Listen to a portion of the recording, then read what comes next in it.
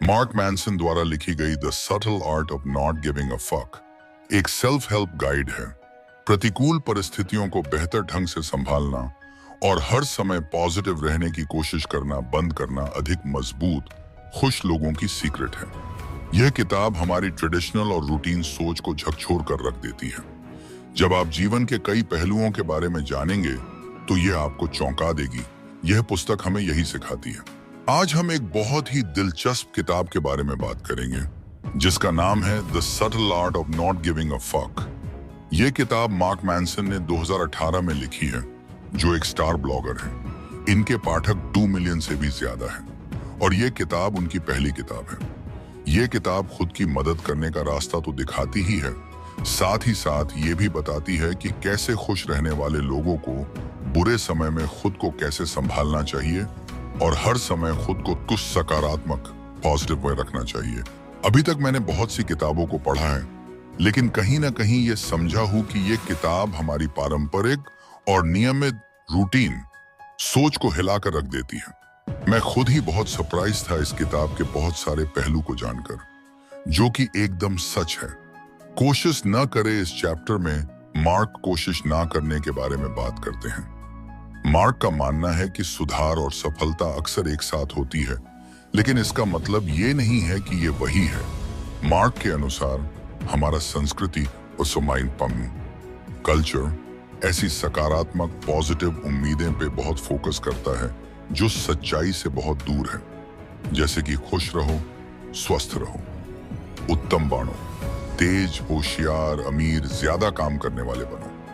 लेकिन जब हम शांति से इसके बारे में सोचते हैं तो सभी सकारात्मक पॉजिटिव चीज असली में उन चीजों पर जोर देती हैं जो हमारे पास नहीं है। उदाहरण के लिए हम पैसे कमाने के तरीकों के बारे में सीखते हैं क्योंकि हमें लगता है कि हमारे पास पहले से ही काफी पैसे नहीं हैं। हम अफर्मेशंस दोहराते हैं कि हम सुंदर हैं क्योंकि हमें लगता है जैसे हम पहले से ही सुंदर नहीं हैं। हम डेटिंग और रिलेशनशिप पे सलाह लेते हैं क्योंकि हमें लगता है कि कोई हमसे प्यार नहीं करता है। हम ज्यादा सक्सेसफुल होने के बारे में सोचने की कोशिश करते हैं क्योंकि हमें लगता है जैसे हम पहले से ही सक्सेसफुल नहीं हैं। मार्क का कहना है कि एक कॉन्फिडेंट इंसान को कभी ये सब करने की जरूरत नहीं है कि वो कॉन्फिडेंट है। एक अमीर इंसान को किसी को ये समझाने की जरूरत नहीं है कि वो अमीर है। या तो आप होते हैं या आप नहीं होते हैं। लेकिन अगर हम हर समय किसी चीज का सपना देख रहे हैं तो हम एक और सच्चाई को बार बार मजबूर कर रहे हैं कि वो चीज हमारे पास नहीं है। बहुत ज्यादा चीजों के लिए परेशान रहना या सब चीजों से फर्क पड़ना हमारी मानसिक स्वास्थ्य के लिए खतरनाक है। एक अच्छी जिंदगी ज्यादा चीजों के लिए परेशान रहना नहीं है, बल्कि कम चीजों के लिए परेशान होना है। केवल उन चीजों के लिए फर्क पड़ना चाहिए जो सही है और हमारे लिए है। नरक से फीडबैक लूप। मार्क कहते हैं कि जब हम हमेशा सही चीज करने को लेकर परेशान रहते हैं तो आखिर में इसीलिए परेशान रहने लगते हैं कि हम इतने परेशान क्यों हैं। और जब हम खुद को हर गलती के लिए दोषी मानने लगते हैं तो हम ये महसूस करने लगते हैं कि हम खुद को इतना दोषी क्यों मान रहे हैं। जब हम अकेले और उदास होते हैं तो ये सोच सोचकर अपने आप को और भी ज्यादा उदास और नकारात्मक कर लेते हैं। मार्क ने इसको नरक से फीडबैक लूप की थ्योरी का नाम दिया है। नरक से फीडबैक लूप की थ्योरी एक बहुत बड़ी बीमारी बन गई है जो हमें जरूरत से ज्यादा परेशान कर रही है। और वो चीज जो हमें मुश्किल में डाल रही है वो है कि हम बुरा महसूस करने के बारे में बुरा महसूस करते हैं। हम दोषी महसूस करने के लिए और ज्यादा दोषी महसूस करते हैं। यही कारण है कि किसी भी चीज से फर्क नहीं पड़ता। यही सबसे महत्वपूर्ण है।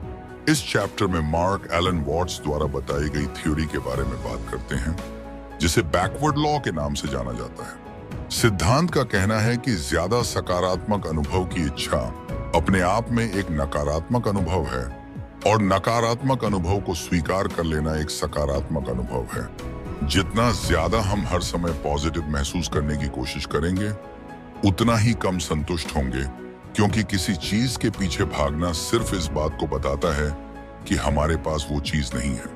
उदाहरण के लिए, हम जितना ज्यादा अमीर होना चाहते हैं उतना ही गरीब महसूस करते हैं, चाहे हम असली में कितना भी पैसा कमाएं। एल्बर्ट कैम्यू, जो एक दार्शनिक फिलोसोफर हैं, कहते हैं कि अगर आप हमेशा ये ढूंढते रहेंगे कि खुशी किन चीजों से मिलती है तो आप कभी खुश नहीं रह सकते। अगर आप जीवन का मतलब ही ढूंढते रहेंगे तो जिएंगे कब? मार्क का कहना है कि फर्क नहीं पड़ता, उल्टे तरीके से काम करता है, इसलिए बैकवर्ड लॉ कहते हैं। यह कहता है कि सकारात्मक के पीछे भागना नकारात्मक है और नकारात्मक का मान लेना ही सकारात्मकता दे सकता है। उदाहरण के लिए, काम में असफलता ये सिखाती है कि सफल होने के लिए क्या जरूरी है। दुख से बचना अपने आप में एक दुख है। स्ट्रगल करने से दूर भागना अपने आप में एक संघर्ष है। अपने फेलियर को नहीं मनाना ही एक फेलियर है। मार्क बताते हैं कि किसी भी चीज को लेकर परेशान न होना अपने आप में एक कला है। उनका कहना है कि हम अपनी जिंदगी में अपनी सोच को प्राथमिकता देना चाहते हैं। हमें बहुत ध्यान से उन चीजों को चुनना है जो हमारे लिए जरूरी है। परेशान नहीं होने का मतलब ये नहीं है कि हम सबसे अलग हैं, बल्कि इसका मतलब है अलग होना में कंफर्टेबल होना।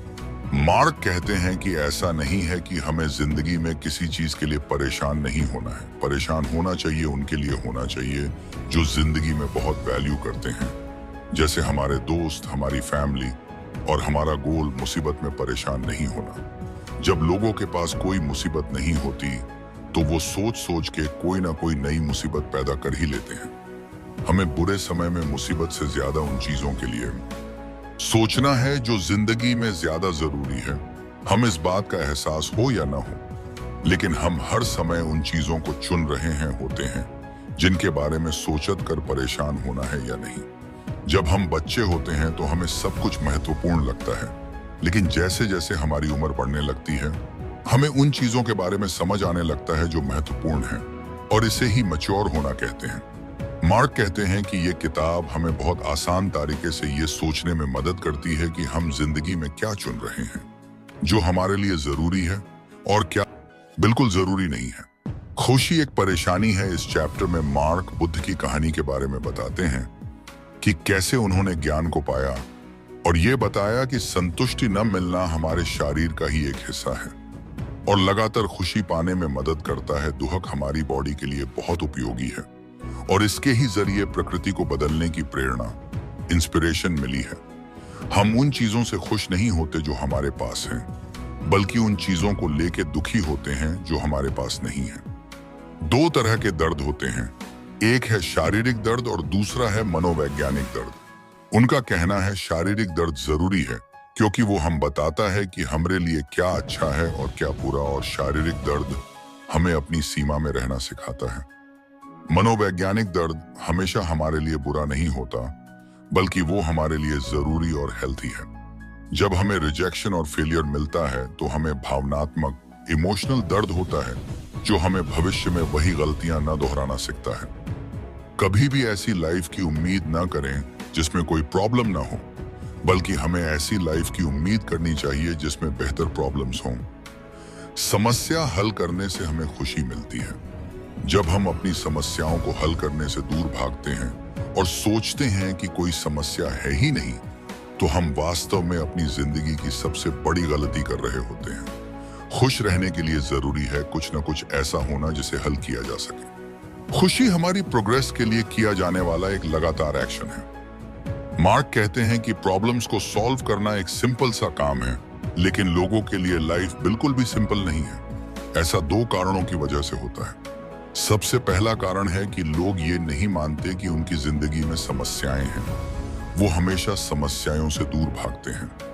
वो सच्चाई को स्वीकार नहीं करते और ऐसा करके उन्हें खुशी मिलती है, लेकिन वो खुशी कम समय के लिए होती है। दूसरा, वो हमेशा पीड़ित बने रहते हैं जो हमेशा दुख में रहते हैं। वो दूसरे लोगों को और परिस्थितियों को दोष देते हैं और ये गुस्से और नकारात्मकता, नेगेटिविटी से भारी लाइफ की तरफ ले जाती है। जिंदगी का सबसे बुनियादी कंपोनेंट ये है कि हमारे संघर्ष ही हमारी सफलता तय करते हैं। हमारी समस्याएं ही हमें खुशी के साथ साथ बेहतर समस्याएं भी देती हैं। आप स्पेशल नहीं हैं। इस चैप्टर में मार्क सेल्फ एस्टीम के बारे में बात करते हैं। ये समझाते हैं कि सिर्फ अपने बारे में अच्छा सोचने से कुछ नहीं होता। जब तक कि हमारे पास कोई बहुत अच्छा कारण ना हो खुद को अच्छा महसूस करने के लिए। जब हम सेल्फ एस्टीम को मेजर करते हैं तो ये मेजर किया जाता है कि लोग अपने बारे में कितना सकारात्मक पॉजिटिव महसूस करते हैं, लेकिन आप जिंदगी के नकारात्मक पहलू के बारे में कैसा महसूस करते हैं, यह समझना ज्यादा महत्वपूर्ण है। जो लोग अपनी जिंदगी की बहुत वैल्यू करते हैं, वो लोग अपने चरित्र के नकारात्मक हिस्से को देखते हैं और फिर उसे बेहतर करते हैं। जैसे कि पैसे को लेकर गैर जिम्मेदार होना, या अपनी सफलता को बढ़ा चढ़ा के बताना, और दूसरों के समर्थन के लिए बहुत निर्भर होना। लेकिन वो लोग जो अपनी समस्याओं को समझ ही नहीं पाते, वो अपनी जिंदगी को सार्थक भी नहीं बना पाते। मार्क के हिसाब से पर्सनल प्रॉब्लम जैसी कोई चीज नहीं है। अगर हमें कोई समस्या है तो चांसेस है कि वही समस्या लाखों लोगों को पास्ट में हुई होगी, बहुत लोगों को अभी भी है, या बहुत लोगों को फ्यूचर में वही प्रॉब्लम होगी। इसका सिर्फ एक मतलब है कि हम स्पेशल नहीं हैं। किसी भी चीज में सबसे अच्छा बनने के लिए हमें उस चीज को अपना बहुत सारा समय और ऊर्जा देना होता है। क्योंकि हमारे पास लिमिटेड टाइम और एनर्जी है, इसलिए हम हर चीज में बेस्ट नहीं कर पाते। एक प्रसिद्ध उद्धरण के हिसाब से हम सबकी किस्मत में कुछ ना कुछ बड़ा करना लिखा है, लेकिन अगर हम सब असाधारण बन गए तो असाधारण की परिभाषा भी बदल जाएगी। दुहक का मूल्य। मार्क का कहना है कि दुहक जरूरी है और उससे बचना मुश्किल है। हम ये नहीं पूछना चाहिए कि मैं इस दुख से कैसे बच सकता हूँ, बल्कि ये पूछना चाहिए कि मुझे ये दुख क्यों है और मेरे इस दुख का कारण क्या है। दुहक के कारण को समझने के लिए खुद को जानना बहुत जरूरी है। मार्क कहते हैं कि खुद को जानना एक प्याज की तरह है जिसकी बहुत सारी परतें हैं। इस प्याज की पहली परत है खुद की भावनाएं समझना, जैसे कि क्या चीज मुझे खुशी देती है, किस चीज से मुझे दुहक होता है, और क्या चीज मुझे उम्मीद देती है। खुद को जानने की दूसरी परत है ये कि मुझे ऐसी भावनाएं महसूस क्यों होती हैं। ये लेयर उन इमोशंस की जड़ को समझने में मदद करती है जो हमें अंदर से घेरे हुए हैं। एक बार अगर इमोशंस की जड़ पकड़ में आ जाए तो हम उन्हें बदल सकते हैं।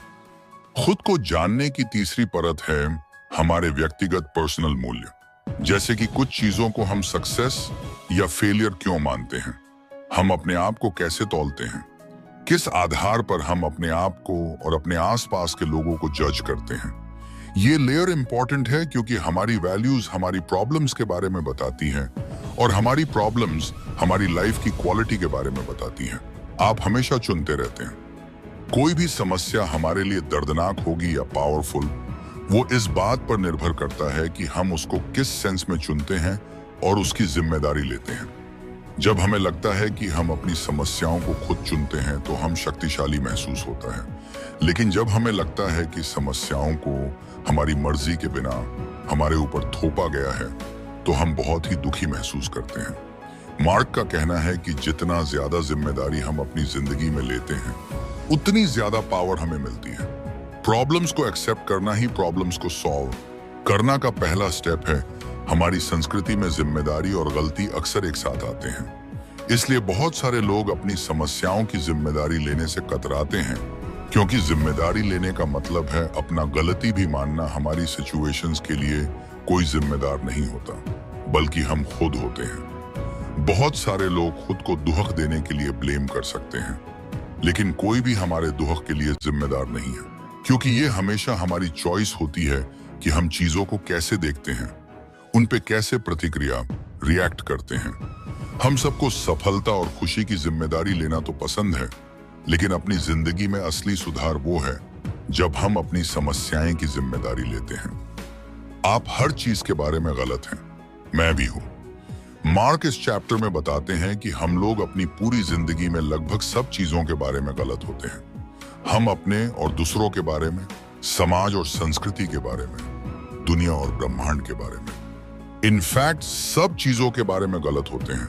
लोग खुद को हर स्थिति में सही साबित करने के चक्कर में जिंदगी जीना भूल ही जाते हैं। लोग कहते हैं कि उनको फेल होने से, रिजेक्शन से या किसी के अना कहने से डर लगता है, मगर ऐसा नहीं है। रिजेक्शन और फेलियर एक बुरा एहसास है, लेकिन कुछ ऐसी चीज है जिन्हें हम छोड़ना ही नहीं चाहते। अनिश्चितता, अनसर्टेनिटी हम अपने आप को जज करने से भी बचाती है।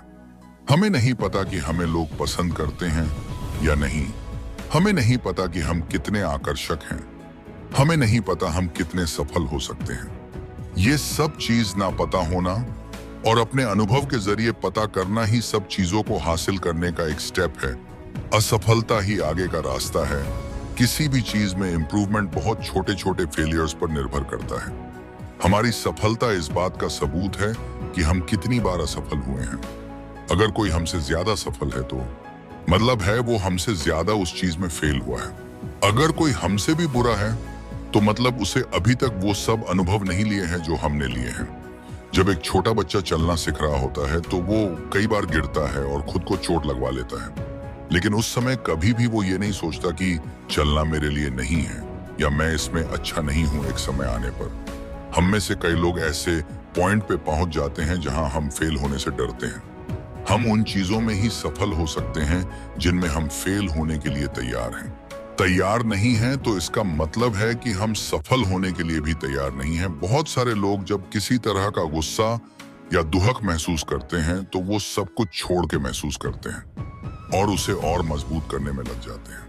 उनका बस एक गोल होता है कि फीलिंग गुड वाली स्टेट में जल्दी से जल्दी पहुंच जाए, चाहे उस स्टेट में बहुत ही बुरी वैल्यूज क्यों ना हो। अगर किसी प्रॉब्लम पे अटके हुए हो तो बस बैठे के उसके बारे में सोचते मत रहो, उस पे काम करना शुरू कर दो। अगर तुम्हें नहीं पता कि क्या कर रहे हैं तो भी कुछ ना कुछ करते रहने से तुम सही जवाब और समाधान तक पहुंच ही जाओगे। बैठे मत रहो, कुछ करो, जवाब अपने आप मिल जाएंगे। कदम उठाना हमेशा हमारे कंट्रोल में होता है। हम अपनी खुद की प्रेरणा, इंस्पिरेशन बन सकते हैं। अगर हम सिर्फ कदम उठाने को ही सफलता का मैट्रिक्स बना ले तो फेलियर हमें जिंदगी में आगे बढ़ाता है। ना कहने का महत्व अपनी जिंदगी में मतलब और महत्व हासिल करने का एक ही तरीका है, ज्यादा ऑप्शंस को अस्वीकार करना, स्वतंत्रता को कम करना और किसी एक विश्वास, एक जगह और एक इंसान के लिए कमिटेड होना।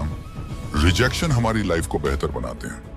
लोग रिजेक्शन से बचते हैं, लेकिन रिजेक्शन से बचे रहना लंबे समय की खुशी नहीं देता। कोई भी हमारी समस्याएं को हमारे लिए हल नहीं कर सकता और उनको कोशिश भी नहीं करनी चाहिए। उनके ऐसा करने से उन्हें खुशी नहीं मिलेगी। लोग दूसरों को अपने एक्शंस और इमोशंस के लिए दोष देते हैं क्योंकि ऐसा करने से उनको लगता है कि वो खुद को पीड़ित दिखा सकते हैं, और ऐसा लगातार करते रहने से उनको लगता है एगा जो उन्हें बचाएगा और उनको वो प्यार मिलेगा जो वो चाहते हैं। कुछ लोग जो दूसरों के एक्शंस और इमोशंस का ब्लेम अपने ऊपर लेते हैं, उन्हें लगता है कि अगर वो अपने पार्टनर की प्रॉब्लम्स को ठीक कर देंगे तो उनको प्यार और सराहना मिलेगी जो वे हमेशा से चाहते हैं। लोगों के लिए दुनिया का सबसे मुश्किल काम है अपने खुद की समस्याओं की जिम्मेदारी लेना। अपनी पूरी जिंदगी ये सोच के बिताई है कि दूसरे लोग उनकी किस्मत के लिए जिम्मेदार हैं। खुद की जिम्मेदारी लेना उनके लिए एक मुश्किल काम है। कुछ लोगों के लिए दुनिया का सबसे मुश्किल काम है दूसरों के समस्याएं की जिम्मेदारी लेना बंद करना। अपनी पूरी जिंदगी ये सोच के बिताई है कि उन्हें प्यार और प्रशंसा तब मिलेगा जब वे दूसरों को बचाएंगे।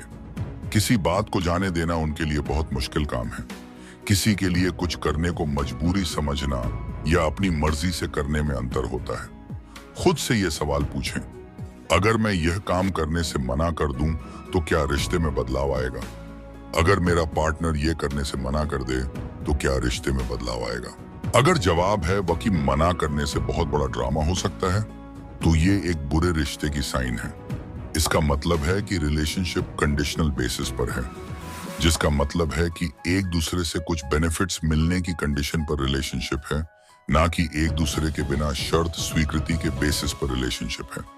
जिन लोगों के रिश्ते की मजबूत सीमाएं होती हैं, वो समझते हैं कि एक दूसरे को अपने अनुसार 100% बदलना और एक दूसरे की सारी जरूरतों को पूरा करना सही नहीं है। बिना संघर्ष के विश्वास नहीं बनाया जा सकता।